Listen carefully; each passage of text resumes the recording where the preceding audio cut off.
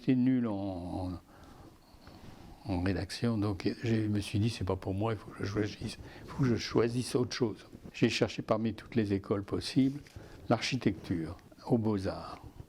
Pas de dissertation française au concours, ben c'est gagné là, c'est formidable. Et en fait, autant j'étais pas impliqué au lycée, autant là-bas, à l'école des Beaux-Arts, c'était fait pour moi, absolument.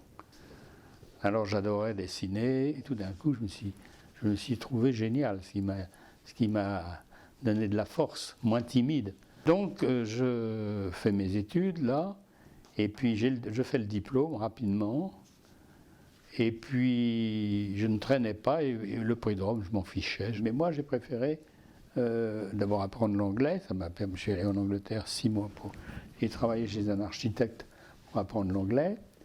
Et une fois que j'avais tout ça, je suis parti à Harvard, j'ai une chance inouïe. Là-bas, c'était formidable parce que il y avait Gropius qui enseignait l'architecture, j'étais à côté.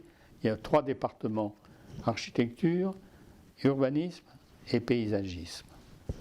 Pei venait de sortir d'Harvard en paysagiste. Donc au bout donc j'avais pas Gropius comme professeur, mais j'ai été le voir avec des copains, enfin je l'ai côtoyé.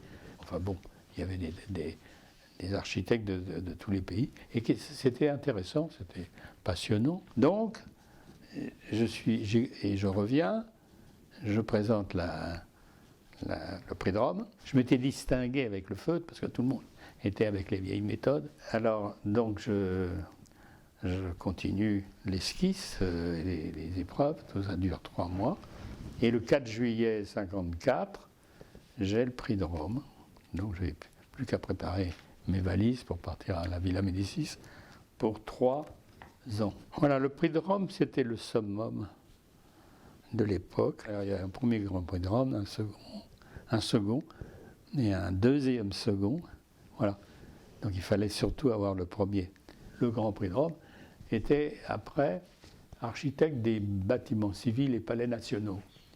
Il était en charge des lycées, des hôpitaux, de tout ce qui pouvait être public en construction neuve ou avec des anciens bâtiments comme le château de Versailles, le château de Fontainebleau, voilà, alors des tas de bâtiments célèbres.